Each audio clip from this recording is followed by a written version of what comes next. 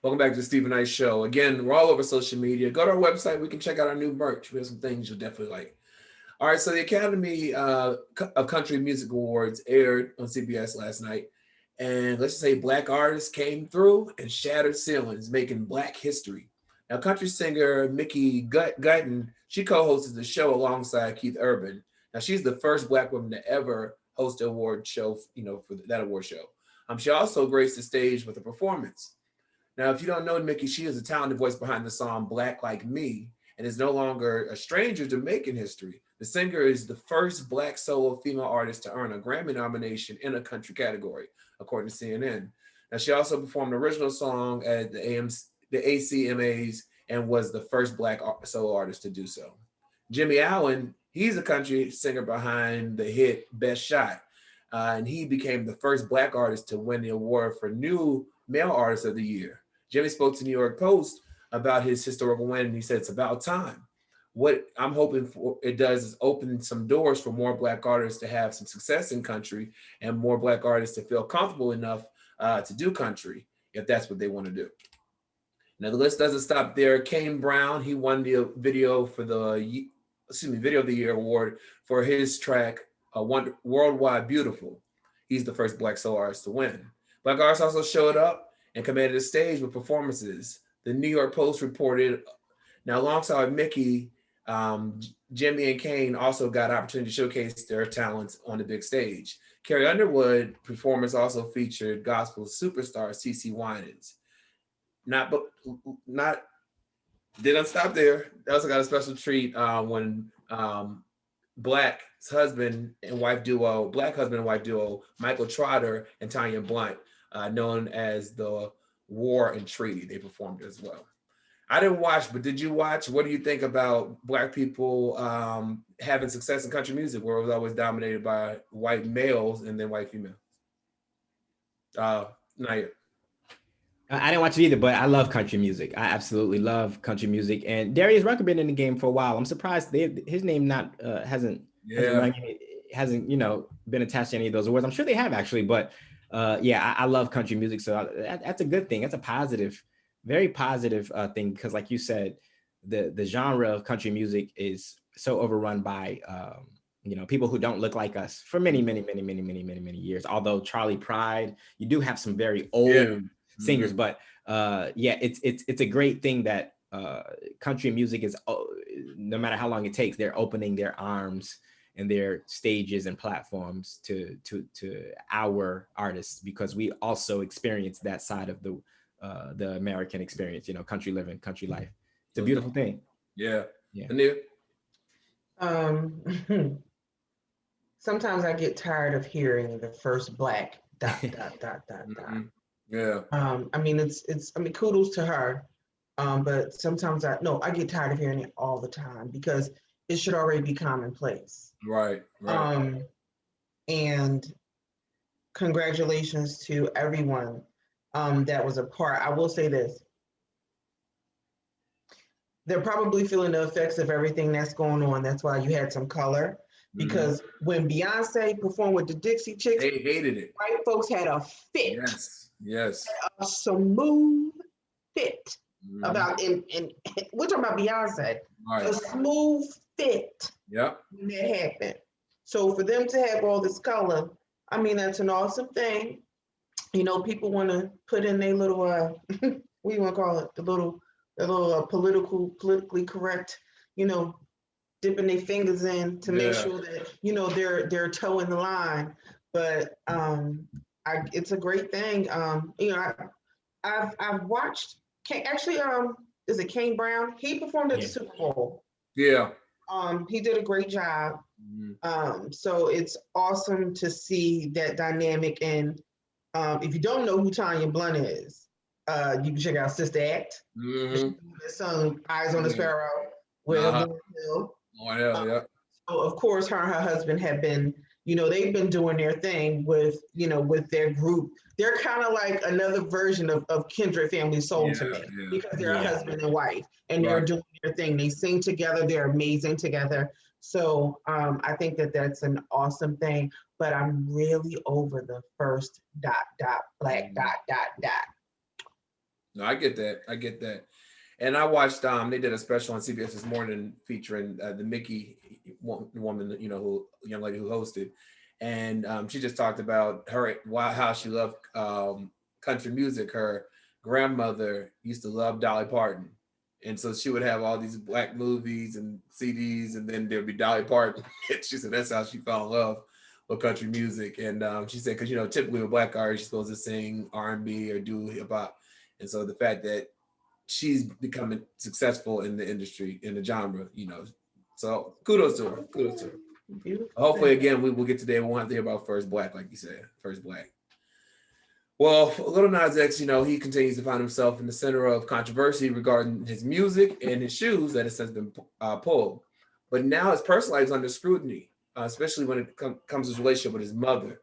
So following the release of a viral video that showed his mom in a local Atlanta street corner, presumably asking for money and food, many were wondering why he's not helping her out. So he took to social media to explain. You all know he's known for trolling and responding to things on social media. So he did. He said, "I hate speaking on my personal life, but y'all N-words don't know how many nights I've cried myself to sleep, feeling guilty because nothing I tried would help my mom.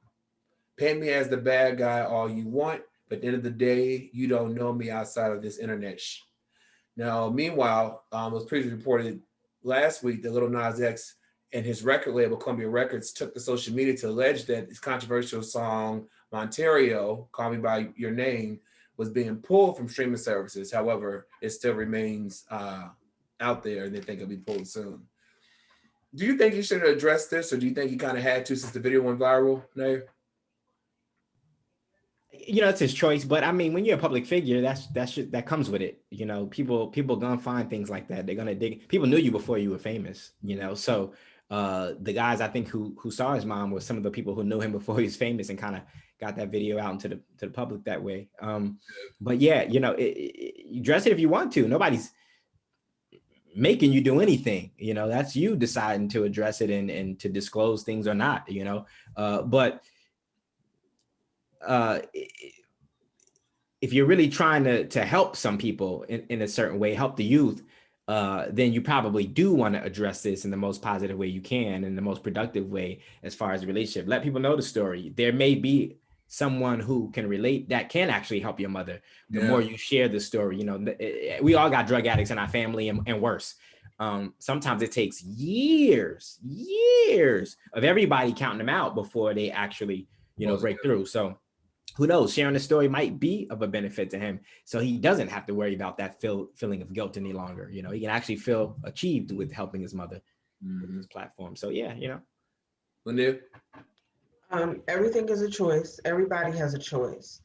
You don't know his dynamic. You don't know how he grew up. You don't know their relationship. You don't know whether she really raised him. Like, there are so many factors that you don't know. Just because someone birthed you, that doesn't mean she took care of him. And it doesn't mean just because he's in a position to help doesn't mean he has to. That's a choice that he has to make. And I can't speak, but a majority of Black folks have dealt with people who are on drugs in their families, and you've been stolen from, lied to, beat down, everything. And a person has to hit rock bottom. I'm not responsible for somebody's recovery, and I can't have you disrupting my peace because of what you have going on. And that's what they tell them, like when they get ready to go to counseling or when they're trying to get help. And that's what they tell you when you do an intervention. You got to let them go. They got to want to get the help, because if you keep trying, they're going to keep dragging you down. Once they get everything from you and they still on, they just going to move on. And that manipulation and guilt is serious. I've seen people go through it. It's serious. And you have to protect self. That's that self, that self-protection. You got to protect yourself. So I don't know his story. You know what I mean? And God bless him. He's in that he's considered a millennium, whatever you call him. Right. They talk too much on social media. Shut up. Like, stop putting everything out there. And then when you put everything, see, don't be picky about what you put out. And then when somebody put it out, just put something else out, then you in your feelings. You putting everything else out there, so how you gonna get mad? Like y'all just want to put everything out there. Like, yo, I know I'm not super old, but listen, I'm happy we ain't have all these, these social medias and stuff when I was coming up, because I had fun and I had it and it's not recorded. Right. Exactly. I agree. All right. Well, sadly, we lost Black Rob, former Bad Boy rapper. But as many people around the world, in the music world, continue to mourn his recent passing, many were waiting for words from his former boss, Diddy, who did finally take to a heartfelt tribute on Instagram. He posted a picture and he said, "Rest in power, King. As I listen to your records today, there's one thing that they all have in common. We have made millions of people all around the world feel good and dance. You are one of a kind. God bless. Love. You will truly be missed." Now, as previously reported, Black Rob passed away at the age of 51, which was confirmed by rapper Mark Curry, who has been giving updates on Black Rob's condition since he was filmed in a local hospital earlier this month. Curry announced that Black Rob had suddenly passed away due to kidney failure. In the video, he also said that he wanted Rob's children to reach out, get in contact with him, presumably to help in any way he can. I mean, we lost DMX, now Black Rob. Lynia, what are your thoughts on this passing? I mean, when I saw the video of him, after DMX died, he was only 51. Yeah. And you're like, damn, kidney failure. What? I don't even know how to process that, but I guess what bothers me more is that there's a GoFundMe to help for his services, and I'm mad at that. Like, I hate when I have this thing of seeing our people use GoFundMe to raise money. Like, I'm gonna need y'all to invest in some life insurance. I'm gonna need y'all to do that. Like, I don't like seeing that. You know what I mean? Like, sit down and talk to somebody and try to set up as much as you can. You know what I mean? For when that time comes, like, and the fact that this man had records and he has to do that. Yeah. I feel some type of way about that. You know what I mean? So I'm sorry that he's not here. I'm just, and you know how they say stuff happens in threes, and I thought about that when he passed. It's too much. But Scottie Pippen's son passed away. Yeah. So I'm like, it's horrible. And Diddy did get some backlash because apparently him and Black Rob weren't in the best place, since when he left Bad Boy, and I guess since. Some people feel like he had to make a statement because he was his former boss. Nayyir, what do you think about the backlash he's getting?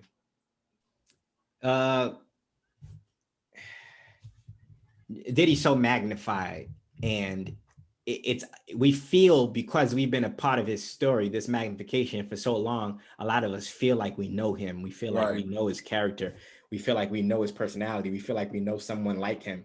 So when you see all these things, you hear all these stories, you kind of just attribute them to him. Somebody says Diddy did him bad in business, you just attribute it to him. The Locks come out and say they want his publishing, you attribute it to him. So you think everything was like that. So you kind of look at Diddy, as, man, was you, really doing people dirty like that? We don't know. You can't blanket every situation, but it is very likely that he was. It's very likely that he's the proper recipient of this backlash.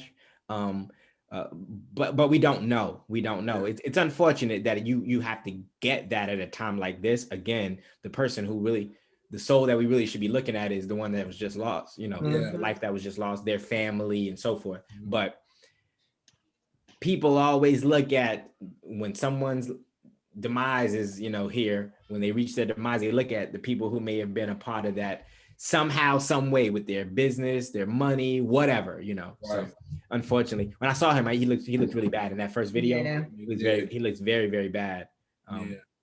Yeah, it's very sad that it hasn't happened at this time this way, but rest in peace. Rest in peace, for sure. Well, listen, thank you as always for Hot Topics. When we come back, Adam and I are going to take on movie reviews. I'm stepping in for Chike. Uh-oh. Have a great week. Thank you, Steve. Bye.